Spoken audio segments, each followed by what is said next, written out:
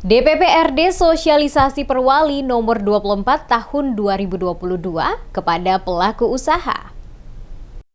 Dinas Pengelolaan Pajak dan Retribusi Daerah atau DPPRD Kota Ambon menggelar sosialisasi peraturan wali kota atau Perwali nomor 24 tahun 2022 tentang petunjuk pelaksanaan pemungutan pajak daerah dengan sistem menghitung pajak sendiri di ruang rapat Flisihen pada Rabu 28 September.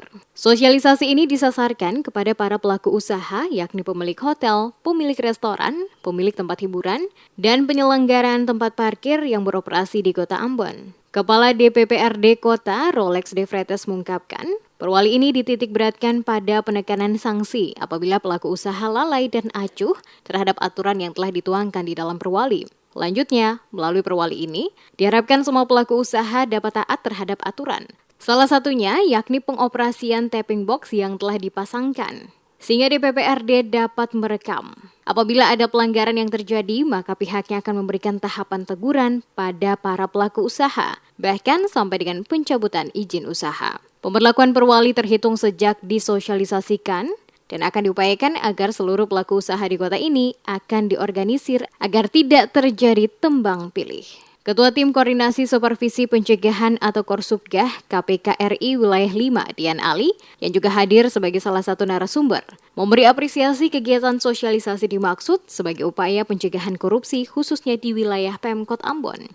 Dijelaskan, pentingnya pemerintah bekerja efektif dan efisien melalui digitalisasi. Salah satunya adalah melalui tools yang paling efektif untuk pencegahan korupsi dari sisi pendanaan, penganggaran, aset, pajak, serta optimalisasi keuangan dan pendapatan daerah dengan baik. Menurut Dian, keberadaan infrastruktur IT menjadi sangat urgent karena PA di Kota Ambon tertinggi berasal dari sektor jasa. Dikatakan keberadaan teknologi digital dan penerapannya dalam kehidupan menjadi faktor penting untuk mendorong pencegahan korupsi dan terciptanya ekosistem pelayanan publik yang bebas dari korupsi. Inovasi digital pun dinilai membantu Komisi Pemberantasan Korupsi atau KPK melakukan fungsi pencegahan korupsi. Ia berharap Pemkot Ambon melalui Dinas Pengelolaan Pajak Retribusi Daerah atau DPPRD memperkuat pengawasan terhadap wajib pajak di Kota Ambon untuk menghindari kebocoran penerimaan pajak. Pertama adalah membangun komunikasi antara pemerintah kota dengan pelaku usaha, ya. Itu penting. Apalagi dengan adanya aturan yang baru Perwal 24 ya. 2022 terkait dengan sistem transaksi online. Ya. Itu harus disampaikan.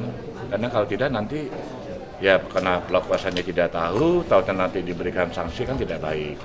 Saya rasa itulah cara-cara yang elok, yang bermartabat, bagaimana kota mensosialisasikan aturannya, pelaku usaha hadir, dan semuanya mendengar sama, kita transparan saja, itu yang kami dorong. Itu target awal itu saja, bangun komunikasi. Ujung-ujungnya tentu buat kepatuhan pelaku usaha, dengan meningkat pajak daerah di Kota Ambon.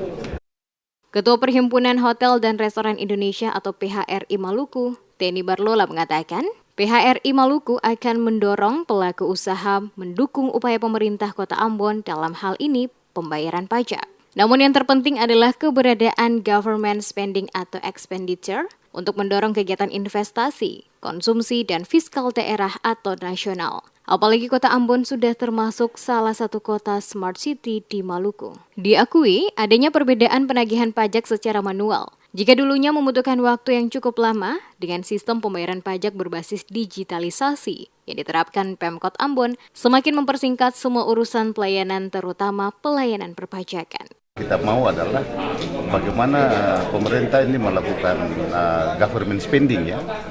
Ini jangan ditahan, karena kota ini adalah kota jasa.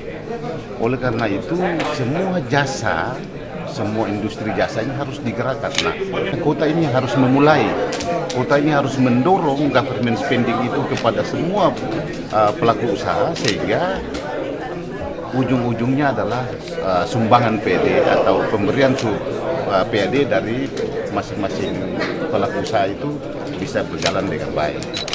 Nah, kan kota ini sudah smart city, oleh karena itu tidak ada lagi teman-teman pelaku usaha bertanya-tanya tentang ini pajak ini kok begini, tidak ada lagi karena sudah smart city. Otomatis semua kita sudah menuju ke arah-arah bagaimana memberikan